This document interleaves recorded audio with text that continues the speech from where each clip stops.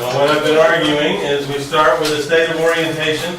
О чем я много говорил, это то, что мы We have events of life. начинаем со стадии относительного комфорта и ориентации, потом случаются какие-то жизненные события, We become disoriented. мы теряем эту ориентацию. Вот эту схемку, да, нарисовать? So should we draw this chart during the exam? Yes. Да.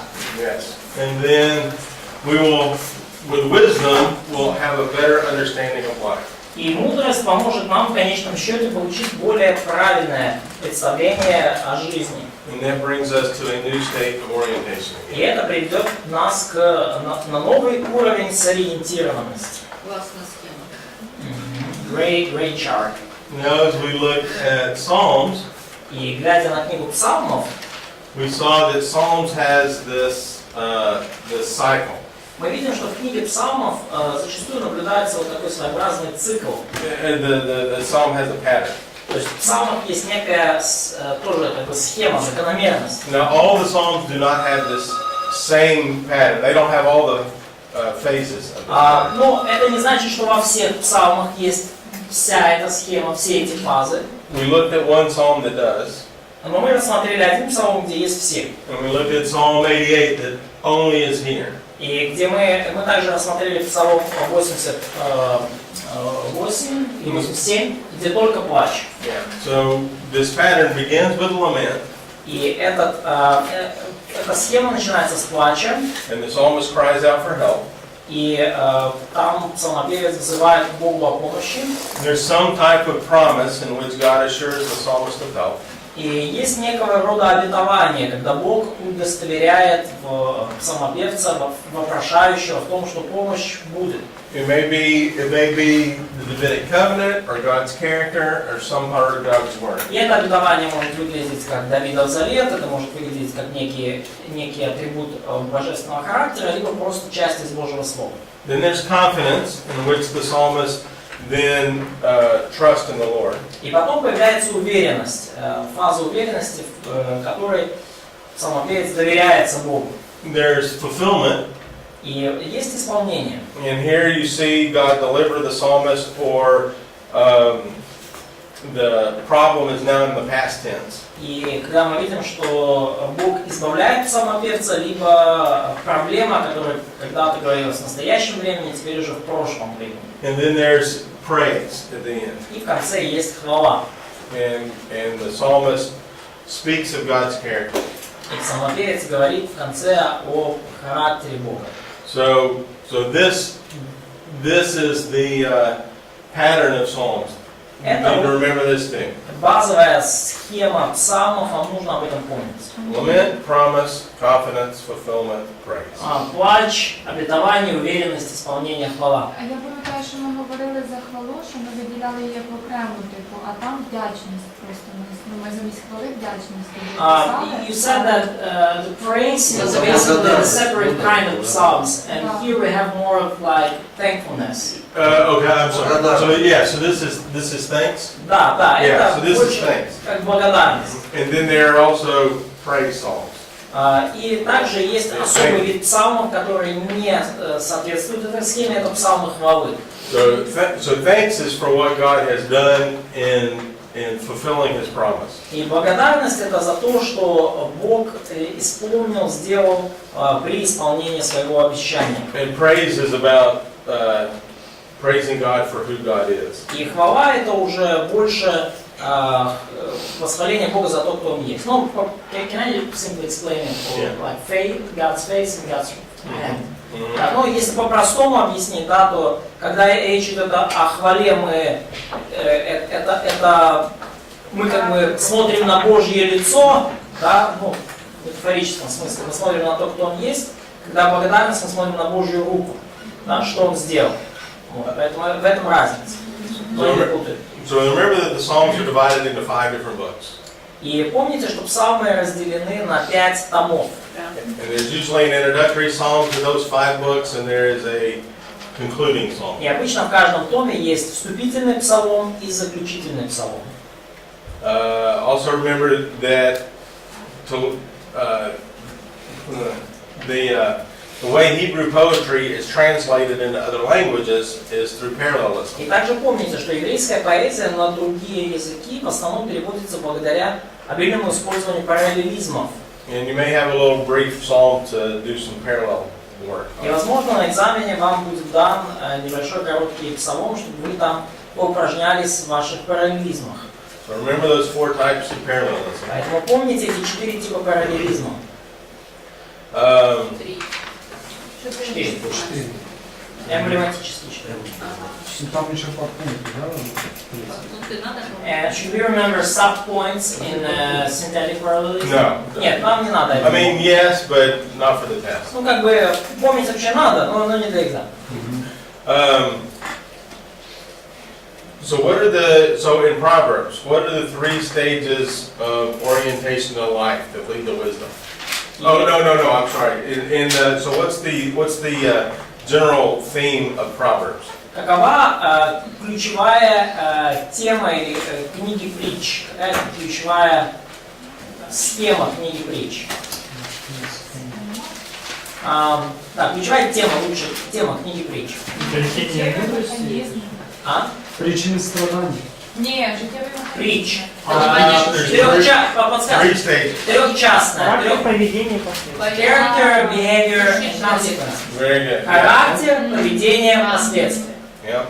Character leads to conduct, and Характер conduct leads to ведет к consequences. поведение ведет к последствиям. У Товарищ. меня был вопрос. I have a question. Преподаватель сформулировал определение характера. Could you give us the definition of character? Character is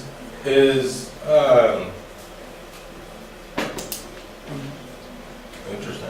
That's your integrity. That's your makeup. Характер – это ваша целостность, это то, как вы вообще устроены изнутри. That's the type of person that you are. Это то, какой вы человек. And that type of person would be, are you truthful or not truthful? И ваш характер определяет, вы человек, стоящий на истине, держащийся истины или не держащийся.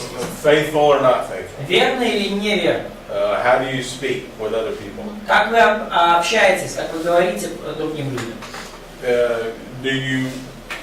How do you do things? Как вы делаете дела, как вы исполняете то, что вы делаете. I mean, are you kind or not kind? That's character. All these different Добрый вы character traits. человек или нет. Все вот это черты вашего характера. То есть это черты характера. Можно сказать, что это набор черт характера.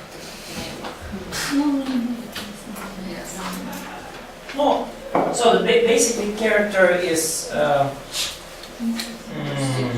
who are you and how do you do what you do. It's not what you're doing, it's not your words, but Correct. It's who you are. Да, но характер это не ваши поступки, это кто вы. Да. И, So in the book of Job, what's one of the interesting literary devices that he used? В книге Иова какой интересный литературный прием используется? В книге Иова. рамка. Framing, yes. That's how the author presents that story. Обрамление или рамка, да, это то, как автор представляет материал книги Иова.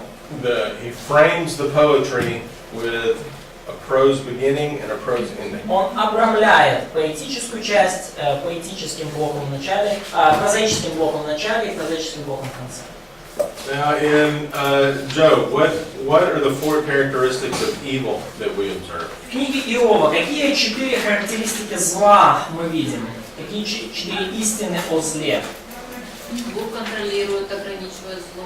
God is in control of evil and He restricts it. Бог не является Restrains that. God is not the source of it. Нет даже намека на дуализм. There's no hint of dualism in the book of Job.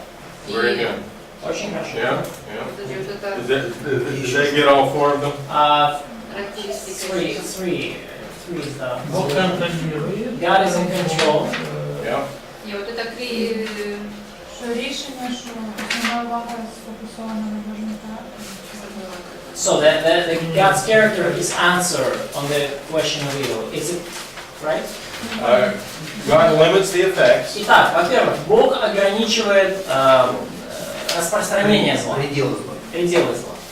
God never causes evil. Бог никогда не является причиной зла. No dualism, in other words, evil is not as powerful as God. В книге Иова нет дуализма, да? Зло не имеет и близко такой же силы, как и Бог. И решение основано на внимании на Божьем. Yeah, and God's character is a solution. That's right, God's И character. Божий характер является... Подождите, давайте смотри. This is very important to understand. Очень важно понять четвертый особенный момент. No, actually, I mean this whole slide. Ну, вообще важно понять все четыре.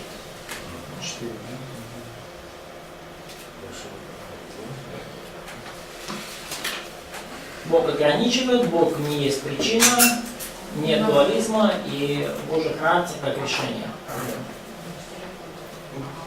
Now in Song of Solomon, and I may not have emphasized this as much as I should have, but what's the literary device that's mostly used in Song of Но Solomon? в книге песней, я, может, не подчеркиваю это так часто, как надо было, но какой основной литературный прием в книге песни песней?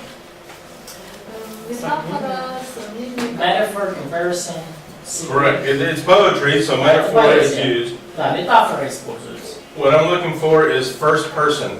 Что я хочу услышать, это речь от первого лица. Ага. Местоимений много. А?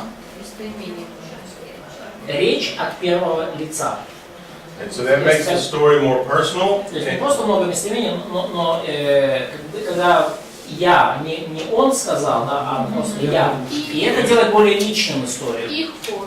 And more emotional. И более эмоциональным. And also the chorus. And the chorus is in there too, yes. Хор там тоже есть. But that first person literary device is what really draws the reader into the story. Но вот именно этот литературный прием, такой литературный прием, как использование первого лица, действительно максимально вовлекает читателя в историю. Because when you're reading, you're determined to break that, aren't you? So in the story, when you read, you're saying the word I. Поскольку в истории, когда вы читаете эти слова, вы говорите «я». And so you're now into the story. И таким образом вы даже невольно вовлекаетесь в эту историю. Also, I'm going to have some matching. Также мы с вами поиграем в игру «Сопоставь». So Сопоставка. I'll give you a couple verses, and then you tell me what verse it is. Basically, it's which book of wisdom would that be set in. Я вам приведу несколько стихов, и вы мне скажете, из какой книги мудрости я их взял. So to study for that, read the introduction to the books and the conclusion to them. Да, чтобы действительно справиться с этим заданием, прочтите вступление и заключение каждой книги. Those verses will relate to the theme of the book. Поскольку эти стихи будут связаны с темой каждой книги. All right, so that's basically what the test is going to be for Вот, tomorrow. собственно, все, что будет на экзамене завтра. All right, and hopefully this will just be refreshing tonight, not new information. Я надеюсь, что сегодня для вас это будет, tomorrow? Yeah, I mean, tonight when you study for this, hopefully this isn't, oh no, I need to learn everything. Да, ну и потому я надеюсь, что сегодня вечером, когда вы будете учиться, это будет для вас время освежения, а не наоборот, что вы будете чувствовать себя угнетенным и думать, о нет, мне нужно выучить все. All right, so again, just in review, Job really gives us the meaning of suffering in life. Хорошо, еще такой вот ключевые темы каждой книги. Книга Иова показывает нам смысл страданий в жизни человека. And the answer to that is the character of God. И ответ на проблему страданий – это характер Бога. Psalms really gives us the meaning of history. Книга Псалмов показывает нам значение истории. Psalm 1 gives us the meaning of our personal history. И Псалом 1 показывает назначение нашей личной истории. Do we meditate on God's word or do we hang out with wicked people? Размышляем ли мы над Божьим Словом или мы тусуемся с плохими людьми. Psalm 2 gives us честивыми. the meaning of human history in regard to the Messiah. Псалом 2 показывает нам назначение человеческой истории и связывает эту историю с Мессией. Nations should submit to the Lord's anointed. И показывает, что народы должны подчиниться помазаннику Божию. We all looked in the New Testament and saw that the Lord's anointed has shown up in Jesus Christ. И мы все уже знаем Новый Завет, мы уже знаем, что помазанник Божий явился в лице Иисуса Христа. But he has not yet subdued the nations with a rod of iron. Но он еще не подчинил себе народы и не правит ими железным жезлом. And since that will happen in the future, we should go ahead and start today. И поскольку go ahead and start. Yeah, we should start submitting to the Lord Да, today. поскольку этого еще не случилось, нам нужно уже сегодня подчиниться Господу. Proverbs gives us various mechanisms of life. Книга Притч указывает нам на механизмы жизни, как устроена жизнь, жизненная механика. How does life work? How did God make the soul? How did God make economics? Как работает жизнь, как Бог сотворил душу, как Бог сотворил экономику. And all those things are found in there. Все эти вещи вы можете найти в книге Притч. Song of Songs describes love in life. Книга Притч описывает любовь в жизни. Most of the Bible is about how to love God. Большая часть Библии повествует нам о том, как любить Бога. And Song of Songs gives the ultimate case of love in marriage. И книга Притч показывает нам, как любовь проявляет себя в браке. So Ecclesiastes is what we're going to take up here today. И сегодня мы с вами рассмотрим книгу Экклезиаст. And Ecclesiastes really gives the purpose of life. И книга Экклезиаст говорит нам о цели жизни. And so hopefully I will give the presentation of Ecclesiastes that's more positive than most. И я надеюсь, что я вам представлю книгу Экклезиаст в более позитивном ключе, чем обычно это делается. So most will say that Ecclesiastes is a very frustrating book. И большая часть людей скажет, что книга Экклезиаст очень удручающая. And I think Ecclesiastes, if you understand it correctly, is a really good book. И, на мой взгляд, книга Экклезиаст, если вы ее правильно понимаете, очень хорошая и жизнеутверждающая. And you have to understand the main point of the book in order to put everything in perspective. И вам нужно понимать основную идею книги, чтобы с этой точки зрения правильно посмотреть на всю книгу. And if you don't understand the main point of the book, it's going to look very gloomy, it's going to be very frustrating and depressing. И если вы не понимаете главную идею книги, то она будет для вас выглядеть очень мрачной, депрессивной, удручающей и печальной. So if you look at the first two verses of Ecclesiastes. И посмотрите, пожалуйста, первые два стиха книги Экклезиаст. First two verses. Первые два стиха книги Экклезиаст. Слова Экклесиаста, сына Давида, царя в Иерусалиме. Суета-сует, сказал Экклесиаст, суета-сует, все суета. And right off the bat, you kind of get a really gloomy feeling. И прямо сначала, с первых строк, мы видим такое довольно мрачное, заунывное ощущение. And if you read the next 10 verses, we'll get to it in just a minute. И когда мы прочтем следующие 10 стихов, мы буквально через несколько минут это сделаем, Your feelings don't feel any better. то как бы эмоционально вы себя никак не лучше чувствуете. And because the next few verses just say that there's this cycle of life and everything just goes in a cycle and never changes. И потому что следующие 10 стихов говорят, что в жизни есть определенные циклы, и все идет по кругу, ничего не меняется.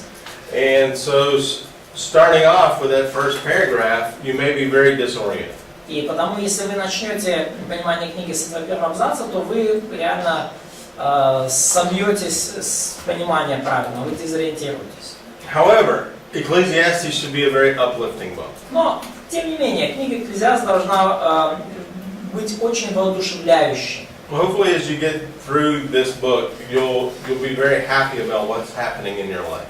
И я надеюсь, что по прошествии нашего изучения этой книги вы будете очень счастливы по поводу всего, что происходит в вашей жизни. And what this book will do is it takes all control of life out of your hands. И что эта книга делает? Она полностью забирает контроль над жизнью из ваших рук. And the entire control of your life is put on the shoulders of God. И полностью контроль над вашей жизнью возлагается на плечи Бога.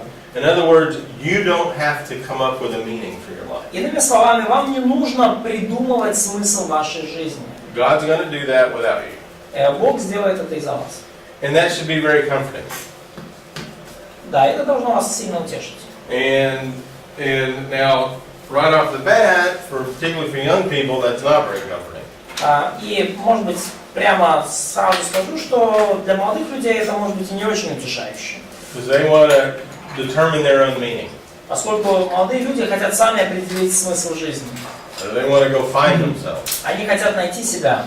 And like that one American comedian said, you don't have to do that, I already found you, you're right here.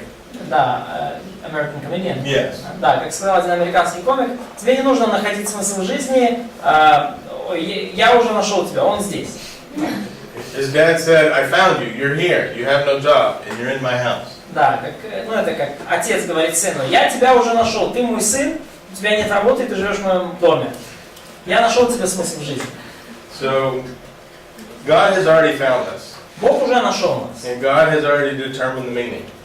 И Он уже определил значение. And we don't have to work hard to determine the meaning of our existence. И нам не нужно усердно искать смысл нашего существования.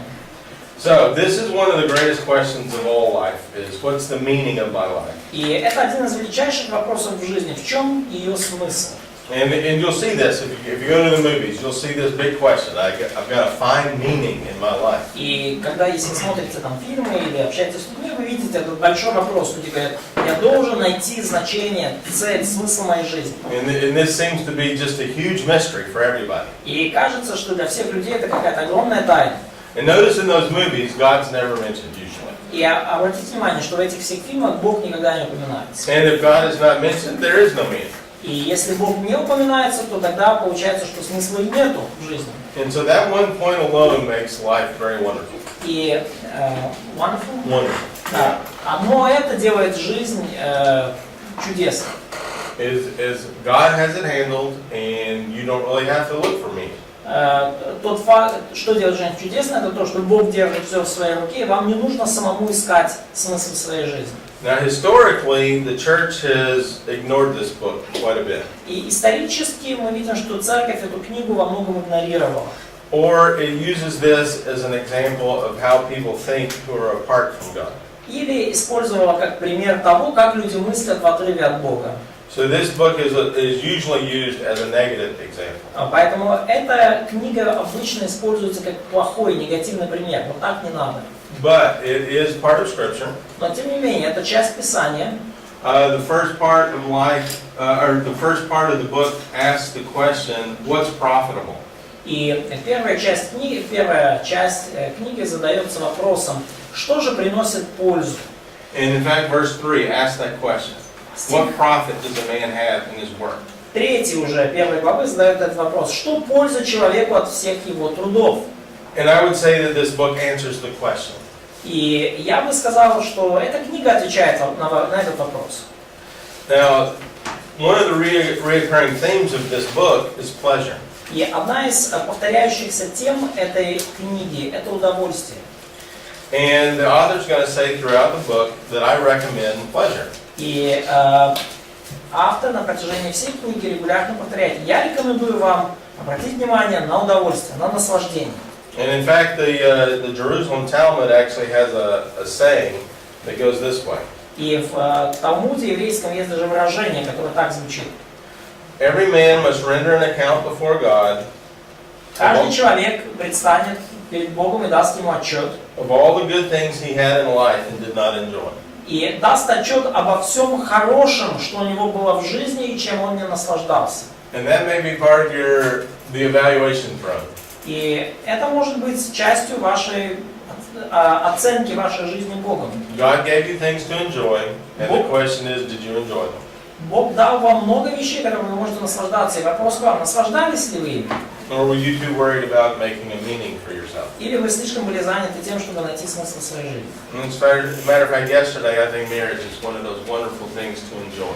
И я уже об этом говорил, и вчера особенно, что брак – это одна из тех вещей, которыми действительно можно в жизни наслаждаться.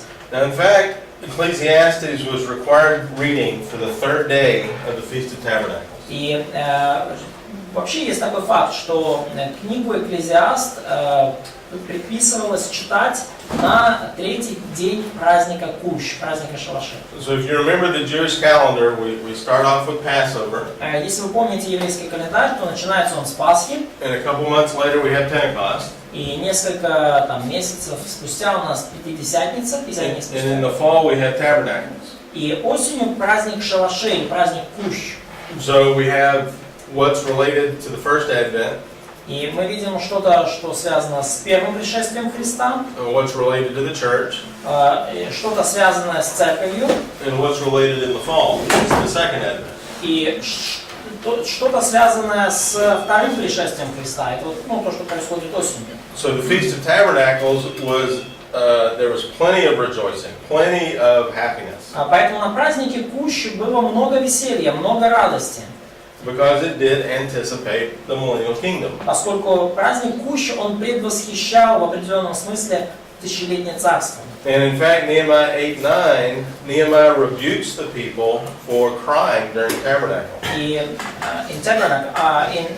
during the feast, yes? Yeah, during this fantastic celebration. Да, и в Неемии 8:9 даже Неемия обличает народ в том, что они печалятся во время этого празднования, во время праздника Кущ.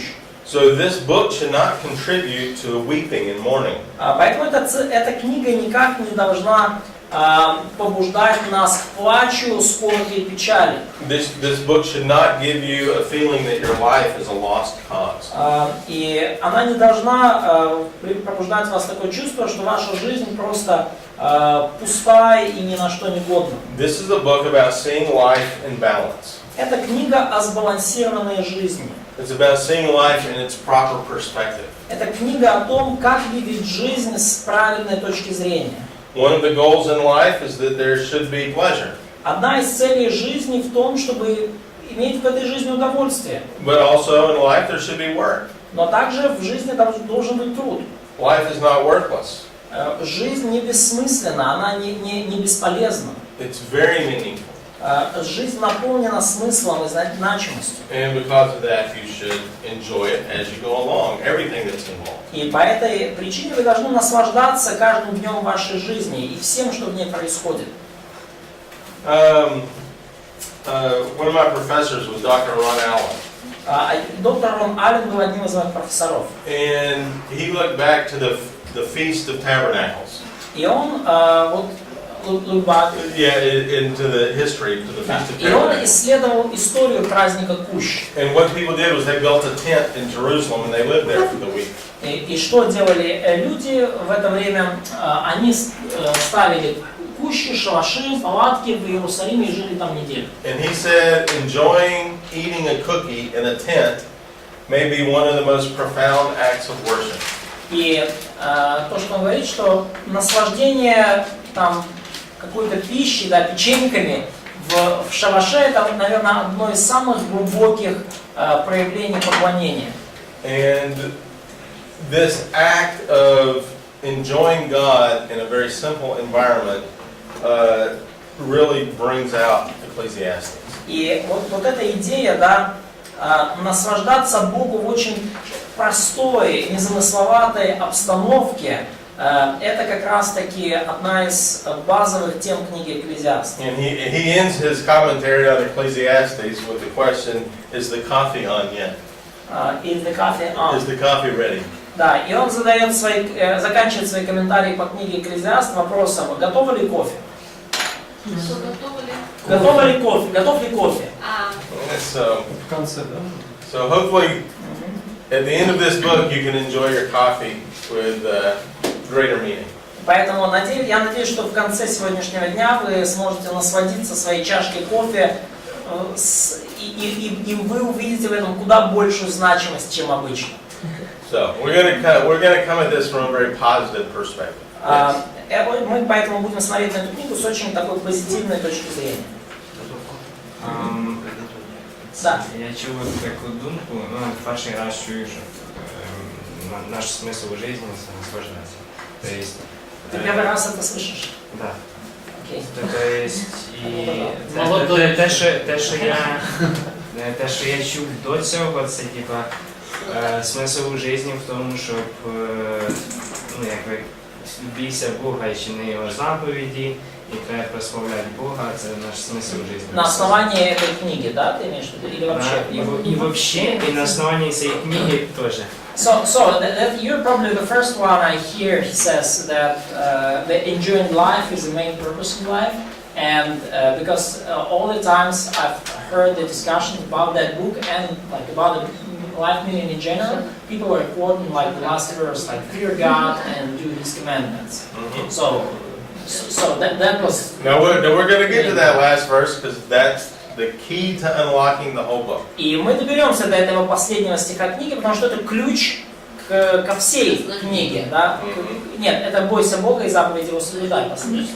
So and that's the key to enjoying life. That's the key. Yes. If you fear God and you obey Him with everything that you do. И если вы боитесь Бога и повинуетесь Ему во всем, что делаете, it really doesn't matter what you're doing. То тогда уже совершенно не важно, что вы делаете. In the sense that you can be a rich person and glorify God, you can be a poor person. Иными словами, вы можете быть богатым человеком и славить Бога, вы можете быть бедным человеком и славить Бога. You can be an iron worker, or you can construct buildings. Вы можете быть кузнецом, вы можете быть строителем. You can be a scientist, you can be an educator. Вы можете быть ученым, вы можете быть учителем. And all of those things are going to go away. И все это рано или поздно уйдет. But the one thing that won't go away is, did you obey God? Но что не уйдет и что будет иметь значение вечности, это послушно ли вы Богу. And that's really the meaning of life. И это действительно смысл жизни. So anyway, so we spring-butted already. Так, ну мы уже немножко забежали наперед. So now let's go back here to the author. Но вернемся теперь к автору книги. Yeah. So the name of this book is Kohelet in Hebrew. Книга на иврите называется Кохелет. Which refers to the preacher. И это указывает, это слово означает проповедник. And so this is I guess what you would call a nom de plume, the writing name of the person. Writing name. Nom de plume. Nom de plume is French, I guess. It's the name of the pen. Да, и это на французском звучит как имя на ручке, да, то есть это прозвище пишущего, прозвище автора. So никнейм автора, so you'll see in chapter 1, verse 1. Итак, в первой главе, первом стихе. You'll see that these are the words of the preacher. Мы видим, что это слова экклезиаста или учителя, проповедника. And then again in the conclusion. Let's go ahead and turn to the conclusion since we brought it up. И далее в заключение, давайте перейдем к нему, поскольку мы уже подняли эту тему. So those last 6 verses you should be very familiar with. Последние 6 стихов вы должны очень хорошо их знать. So с 9. Yeah, chapter 12, verse 8 actually concludes everything. Вообще говоря, да, 8 даже стих подводит всему итог. Vanity of vanity, says the preacher. Суета, сует, сказал экклезиаст, проповедник. So again, that ties us back to verse 1. Опять же, это связывает нас с первым стихом.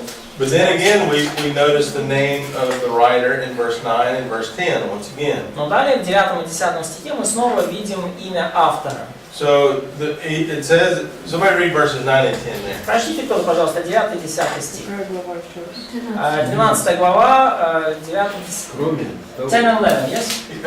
Chapter 12, verse 9 and 10. 9 и 10, пожалуйста.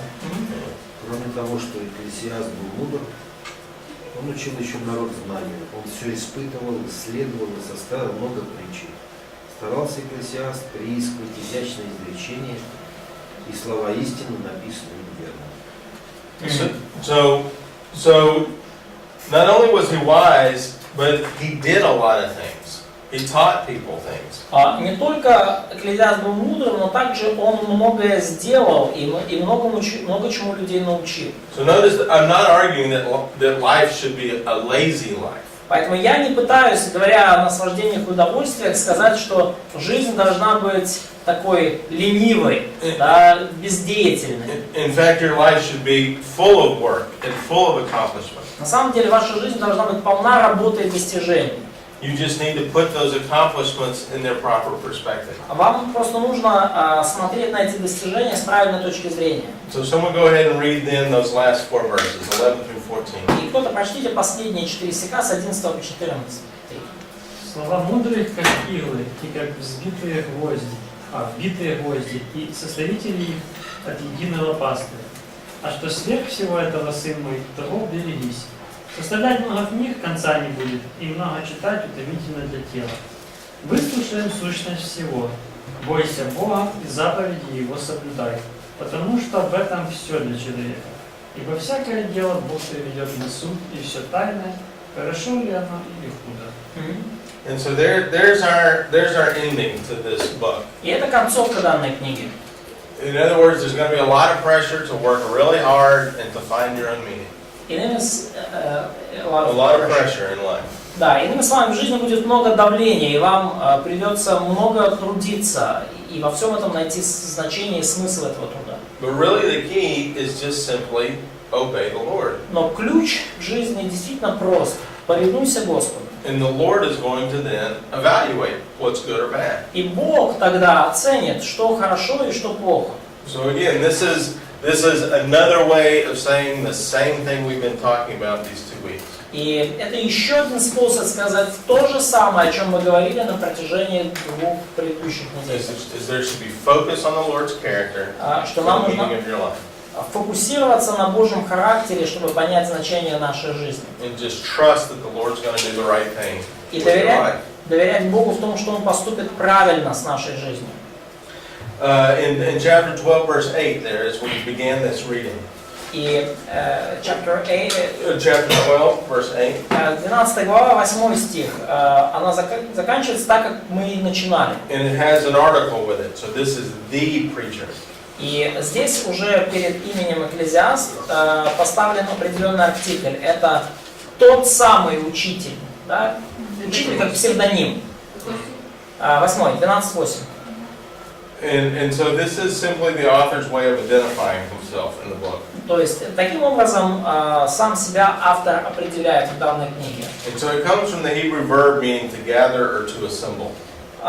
И это слово «экклезиаст», оно сформулировано от еврейского глагола, означающего «собираться вместе». So a preacher is not like a preacher that we talk about today in the church. Поэтому учитель или проповедник – это не тот, кто, кого мы себе представляем, говоря о современной церкви. A preacher is a wise man that speaks to other wise men. Проповедник, учитель в данном случае – это мудрый человек, который говорит к другим мудрым людям. So he's talking about an assembly of the sages. You use the word sage? Just like a wise man, elders. Yeah, he's an assembly of wise men, and he gets to teach the class. Да, то есть это собрание, которое здесь имеется в виду, это собрание мудрецов, собрание старцев. И вот учитель в данном случае это тот, кто учит, обращается, говорит к этим старцам и мудрецам. This is kind of another way of saying he's the wisest of wise men. И это еще один способ подчеркнуть, что он как бы мудрейший из мудрых. And so the author then is going to determine, or you're going to pick an author based on how you place Ecclesiastes in history. И вы придете к пониманию того, кто есть автор книги, на основании того, как вы разместите данную книгу в истории. So if you have a very early dating for Ecclesiastes, you'll say it's Solomon. И если вы датируете эту книгу ранней датой, то вы скажете, что это Соломон. If you have a very late date for Ecclesiastes, then you won't know. И если вы дадите более позднюю дату для книги, то тогда вы просто скажете, я не знаю кто. So we see right there in chapter 1, verse 1. И прямо уже в первой главе, первом стихе This preacher is the son of David, king in Jerusalem. мы видим, что Экклезиаст сын Давида, царь в Иерусалиме. So obviously Solomon comes to mind. Очевидно, первым делом приходит вам на ум Соломон. Now if you look at chapter 1, verse 17, Но когда вы смотрите первую главу, 17 стих, we have this concept that let's see, what's he say here? Wisdom. Yeah, so he's one of the wisest people that's there. Look at verse 16 and Да, 17. стих 16, да, посмотрите вот эту концепцию. Величием и мудростью я превзошел всех, кто правил Иерусалимом до меня. 1 глава 16 стих. То есть, что он самый мудрый человек? Я приобрел много мудрости и знаний. Yeah, 16 speaks. I have grown and increased in wisdom more than anyone who has ruled over Jerusalem. I'm looking for the word Israel. Let's see. Verse 12. Yeah, there it is, verse 12. I have the wrong verse in my notes here. Да, You look at chapter 1, verse 12. 12 стих, посмотрите, пожалуйста, 1 главы тоже. It says he's the king over Israel in Jerusalem. Говорится, я, Экклезиаст, был царем над Израилем в Иерусалиме. So notice that after the divided kingdom, Israel was the name for the northern kingdom. И помните, что после разделения царства Израилем стало называться Северное царство, 10 колен. So there were only 3 kings that were really over Israel that lived in Jerusalem. Лишь 3 царя, правящих над Израилем, жили в Иерусалиме. Saul, David, and Solomon. Это Саул, Давид и Соломон. Actually, Saul didn't live in Jerusalem. David Saul conquered Jerusalem. вообще-то не жил в Иерусалиме, Давид уже перенес туда столицу. После разделения царей с сынами Давида? So, did we have kings after separation of tribes who were sons of David? Correct, yes. And the sons of David ruled over Judah. И сыны Давида, династия Давида, правили над Иудой. But Israel Южным царством. was ruled in Samaria. Но Израиль, Израилем правили из Самарии. Actually, the northern kingdom had 2 or 3 different capitals. Да, ну вообще говоря, в Северном царстве даже там вот 2 или 3 разные столицы. But the only son of David that ruled in Jerusalem would be Solomon. Но единственный сын Давида, который правил над Израилем из Иерусалима, это был Соломон. Alright, so anyway, so I would pick Solomon. Поэтому я бы выбрал Соломона в качестве автора. So again, to the date and the setting. Опять же, говоря о дате и обстановке. Solomon lived here. Here's the dates for Solomon. Вот годы жизни Соломона, годы правления, 970-930 до Рождества Христова. Another option is the late colonial time, maybe 400 BC. Еще один вариант датировки — это поздний колониальный период, это 400-й год до нашей эры уже, после всех пророков. So you'll see several commentaries that take a late colonial period for this. И есть некоторые комментаторы, которые датируют книгу вот этим поздним колониальным периодом. It seems, and one of the reasons is that they would put the Greeks ahead of Ecclesiastes. И одна из причин, почему они так делают, они пытаются греков поставить перед Экклезиастом. There are several sections in Ecclesiastes that look very much like Athenian philosophy. Очень некоторые места в книге Экклезиаст очень похожи на произведения афинских философов. Платон, Сократ и так далее. Now, this is one of the problems you're going to have with every book of the Bible in the modern period. И это одна из проблем, которая у вас будет с каждой книгой Библии в современном периоде. It's who came first, God's word or man's word? Что пришло первым, Божье слово или слово человеческое? Did man make up stuff and then all of a sudden the Hebrews copied it and put it in the Bible? Придумали ли люди первыми что-то и потом неожиданно евреи скопировали это в свою Библию? Or did God say things to prophets and those prophets put it in the Bible first? Или Бог сказал что-то пророкам, и пророки первыми записали это в Библию? And then after the destruction of Jerusalem and Jews went everywhere, then man saw the wisdom of what was found in the Torah. И после разрушения Иерусалима, когда евреи разошлись по миру, другие люди увидели всю мудрость того, что записано в Торе. Now I don't argue that Plato had a copy of the Old Testament and copied any of that. И я опять же, я не утверждаю, что у Платона была копия Ветхого Завета, и он все оттуда передрал. Ну, то есть я не говорил этого. But I certainly think the Jewish influence around the world caused conversations about various books of the Bible, such as Ecclesiastes. Что я пытаюсь сказать, что еврейское влияние по всему миру, оно спровоцировало разговоры и дискуссии о книгах Библии, включая книгу Экклезиаст. And these discussions caused very brilliant men, geniuses such as Plato, to come up with ideas. И эти дискуссии побудили гениальных людей своего времени, таких как Платон, например, гениев, прийти к определенным идеям. So anyway, so you'll see this concept. Is it early or is it late in just about every book of the Old Testament? И говоря о практически каждой книге Ветхого Завета, вы увидите вот это различие в датировке, ранняя или поздняя дата. One of my favorite arguments in this concept is the book of Daniel.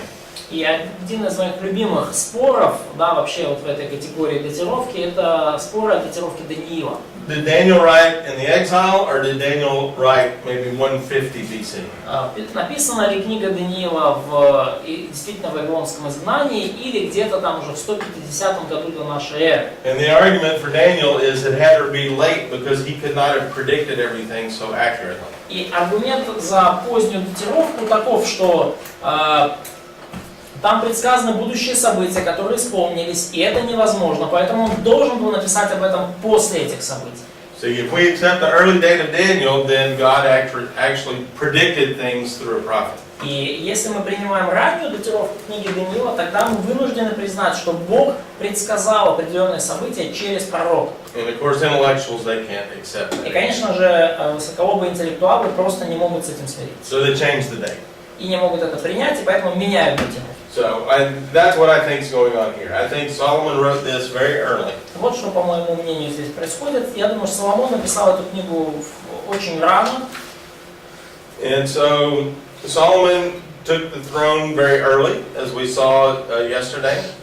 И, как мы знаем, Соломон в очень раннем возрасте занял престол, мы это видели вчера. He was very young. He was probably in his 20s.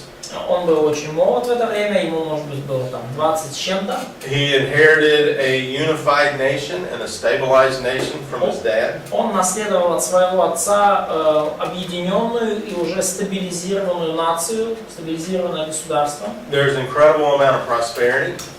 Богатство было, процветание действительно было очень сильным, то есть нация процветала сильно. One of the first big buildings he built was the temple. Одним из первых больших строений, которые Соломон построил, был храм. We know that the year that he completed the construction was 966 BC. И мы знаем, что Соломон закончил строительство храма в 966 году до нашей эры. And that's 480 years after the Exodus. И это 480 лет спустя после исхода. So we see that in 1 Kings 6, verse 1. Поэтому, и мы видим это в 3 Царств, в 6 главе, 1 стихе. So that's a key verse in dating a lot of these events. И это ключевой стих в датировке многих этих событий. So, as we saw in chapter 1, verse 16, this person had more wisdom than all who were before me. И как мы видели в 16 стихе, человек, написавший Экклезиаста, превзошел мудростью всех, кто правил до него. And so the description we find in Ecclesiastes looks very much like Solomon. И описание, которое мы видим в книге Экклезиаст, действительно очень похоже на Соломона. And so if we look at some of these verses, we'll see some descriptions that look very similar to Solomon. И если мы посмотрим на некоторые стихов, то увидим описание, очень напоминающее Соломону. So if we look at 1 Kings chapter 3, let's look at a couple of these Давайте passages. посмотрим немножко вот на эти отрывки из 3 Царств. 3 Царств, 3 глава.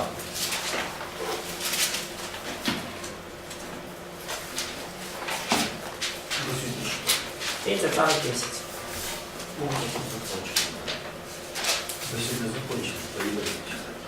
Yeah, 3:10 through 13, if somebody would read that. 3 Царств, 3 глава, 10 по 13 стих. И благоугодно было Господу, что Соломон просил этого, и сказал ему Бог: за то, что ты просил этого, и не просил себе долгой жизни, не просил себе богатства, не просил себе душ врагов твоих, но просил себе разума, чтобы иметь судить. Вот я сделаю по слову твоему, вот я даю тебе сердце мудрое и разумное, Так что подобного тебе не было прежде тебя, и после тебя не достанет подобного тебе. So we notice there in the first chapter of Ecclesiastes, Solomon was more wise than anybody before him. Да, и поэтому мы уже видели в первой книге Экклезиаста, что Соломон был мудрее, чем кто бы то ни было до него. And that matches. И потому оно соответствует тому, что мы читаем в истории. Look at chapter 10, verse 23 Посмотрите, through пожалуйста, 25. 10 главу с 23 по 25 стих. 10 глава с 23 по 25 стих. Царь Соломон превосходил всех царей земли богатством и мудростью. И все цари на земле искали видеть Соломона, чтобы послушать мудрости, которую возложил Бог в сердце его. И они поместили ему каждый от себя в дар сосуды серебряные, сосуды золотые, и одежды, и оружие, и благовония коней, и мулов, каждый день.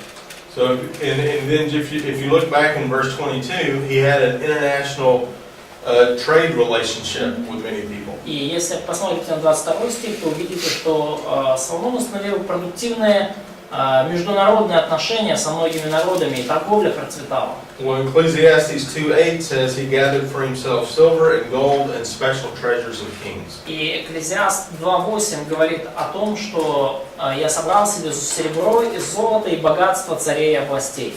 Yeah, in Ecclesiastes 2:7 it says he gathers male and female servants. Экклезиаст 2:7 говорит, что он купил себе рабов и рабынь. So if you look at 1 Kings 9, 20 through 23. Мы посмотрим 3 Царств 9, 22-23. Yeah, so 20-23. somebody read those verses. Кто-то прочтите, пожалуйста, эти стихи. 3 Царств 9, с 20 по 23. Весь народ, оставшийся от Амалеев, Хетеев, Перезев, Гивеев и Евусеев, которые были не из сынов Израилевых, детей их оставшихся после них на земле, которых сыны Израилевых не могли истребить. Соломон сделал обросшими работниками до сего дня.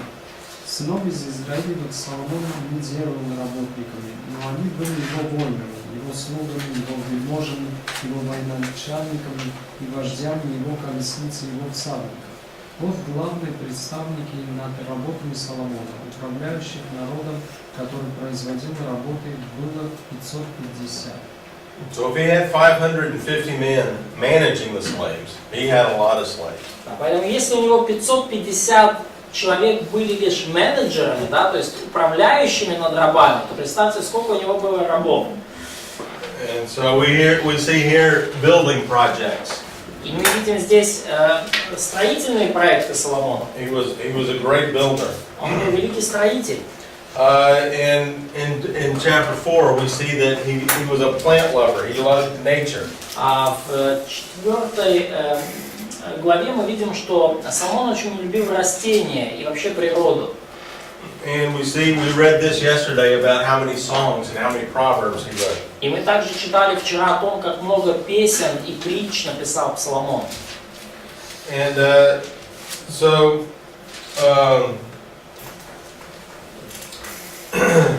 so the description of the writer of Ecclesiastes looks very much like Solomon. И поэтому описание в книге Экклезиаст, говорящее об авторе, очень сильно напоминают Соломона. And so I would say that Solomon is the author. Поэтому я бы сказал с уверенностью, что именно Соломон и является автором. So let's take a look a little bit at the canonicity of this book. И давайте немножко сейчас посмотрим на каноничность данной книги. So the acceptance of Ecclesiastes in the Hebrew Bible wasn't really a smooth transition. И принятие книги Экклезиаст в канон еврейской Библии было не таким уж гладким процессом. Some of the rabbis were just as puzzled as to the content as we are.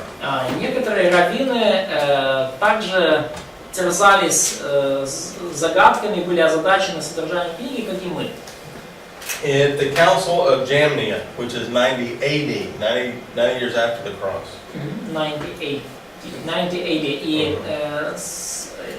собор раввинов Евния, да, в Евнии в 90-м году нашей эры, это уже после Христа. This book was put with a group of books called the Anti-Legomena, which means spoken against. На этом соборе эта книга была помещена в раздел антилегомены, то есть книги, говорящие против. антилегомен, да. Yeah, so there was opposition to this book being part of Scripture. То есть было определенное противостояние касательно этих книг в том, чтобы включать их или нет в Писание, как часть Писания. There were two schools of rabbis, the school of Shammai and the school of Hillel. И было две раввинских школы, два ключевых направления, школа Шамай и школа Хилель. And the school of Shammai argued against it, and the school of Hillel won the argument and included it in Scripture. И школа Шамай, они вообще считали, что эту книгу не стоит включать в Писание, они были против этого, школа Хилель в итоге выиграла спор.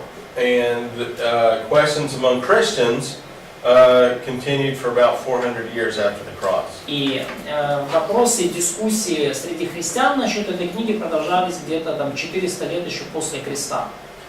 And even after it was included, this book has been neglected. И даже после того, как книга была включена в канон, ею все равно пренебрегали. For example, there's a theology of the Old Testament written by Walter Eichrodt. Экрон. Ага. Да, и есть такая знаменитая книга «Богословие Ветхого Завета», написана Уолтером Экроном. It's a 520-page book on theology. Это 520-страничный том по богословию. It has 8 pages of scripture references with 3 columns on each page. И в этой книге есть 8 страниц, указатель ссылок Писания, там по 3 колонки на каждой странице. And there's not one reference to Ecclesiastes. И ни одной ссылки на книгу Экклезиаст. And Merrill Unger, who's a dispensationalist with us, Мэрил Ангер, тоже диспенсационалист, как и мы. he has an introductory guide to the Old Testament. Он написал книгу «Введение в Ветхий Завет».